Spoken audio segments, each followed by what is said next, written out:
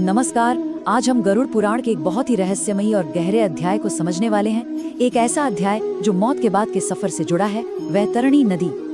देखिए, यह एक ऐसी कहानी है जो सिर्फ डराती नहीं बल्कि जीवन जीने का एक बहुत गहरा सबक भी देती है। ये एक ऐसा सवाल है जो आप जानते हैं सदियों से पूछा जाता रहा है, और मजे की बात यह है कि पुराणों में इसका एक बहुत ही अनोखा, बहुत ही प्रतीकात्मक जवाब मिलता है। एक ऐसा जवाब जो एक तरह के कॉस्मिक जस्टिस यानी लौकिक न्याय की तरफ इशारा करता है। जी हाँ, वैतरणी नदी की जो पूरी कल्पना है वो इसी गहरे विचार पर टिकी है कि हमारे जो कर्म हैं वो सिर्फ एक सोच या कॉन्सेप्ट नहीं है। नहीं, वो एक ठोस, एक बहुत ही भयानक रूप ले लेते हैं जिसका सामना मौत के बाद हर आत्मा को करना ही पड़ता है। तो सवाल ये है कि आखिर ये वैतरणी नदी है कहाँ? गरुड़ पुराण के मुताबिक ये मृत्यु के बाद यमलोक जाने के रास्ते में पड़ती है। आप इसे धरती और यमलोक के बीच की एक भयानक सीमा मान सकते हैं। देखिए, ये समझना बहुत जरूरी है कि ये सिर्फ एक नदी नहीं बल्कि कर्मों का एक फिल्टर है। जो पुण्य आत्माएं हैं उनके लिए तो इसका होना न होना बराबर है, लेकिन पापियों के लिए ये सफर कल्पना से भी कहीं ज्यादा भयानक होता है। अब बात करते हैं कि ये नदी दिखती कैसी है। इसका जो वर्णन है वो इतना भयानक है कि ये नरक की जीती जागती तस्वीर सामने रख देता है। चलिए देखते हैं कि पुराणों में इसे कैसा बताया गया है। शास्त्रों के हिसाब से इस नदी का फैलाव 100 योजन है, यानी आज के हिसाब से करीब करीब 1200 किलोमीटर। सोचिए, ये कोई छोटी मोटी धारा नहीं बल्कि एक विशाल, कभी न खत्म होने वाली बाधा है जिससे बचकर निकलना लगभग नामुमकिन है।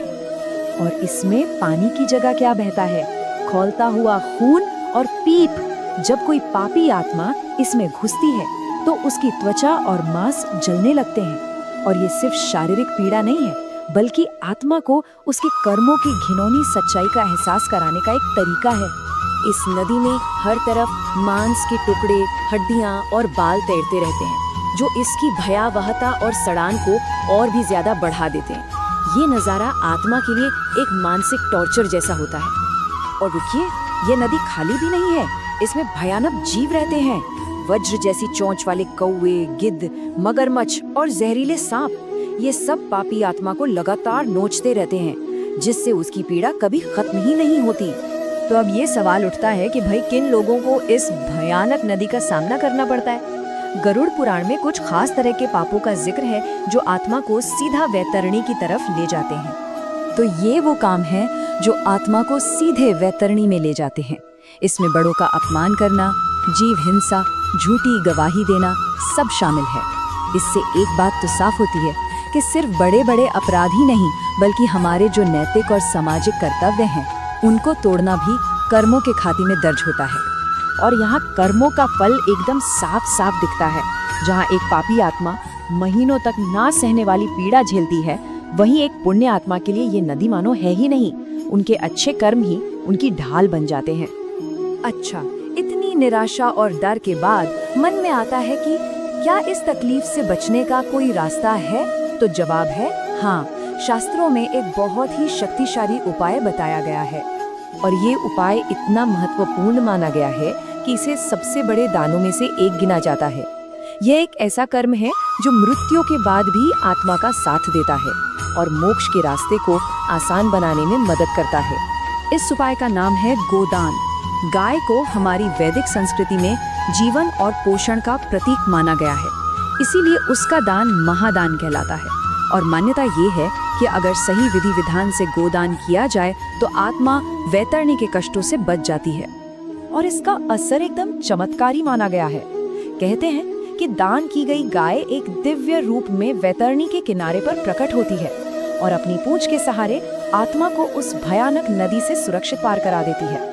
तो अब तक हमने वैतरणी के भयानक रूप और उससे बचने के उपाय को समझा, लेकिन इसका असली मकसद सिर्फ डराना नहीं है।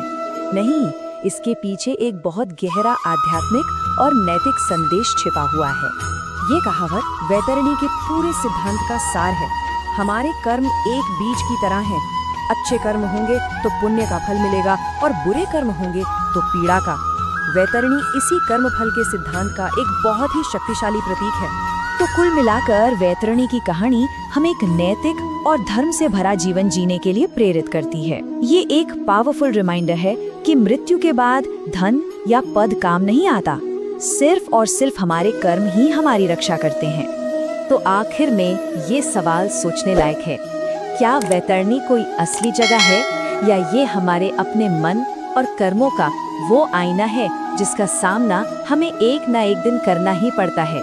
इसका जवाब शायद हर किसी को अपने अंदर ही खोजना होगा।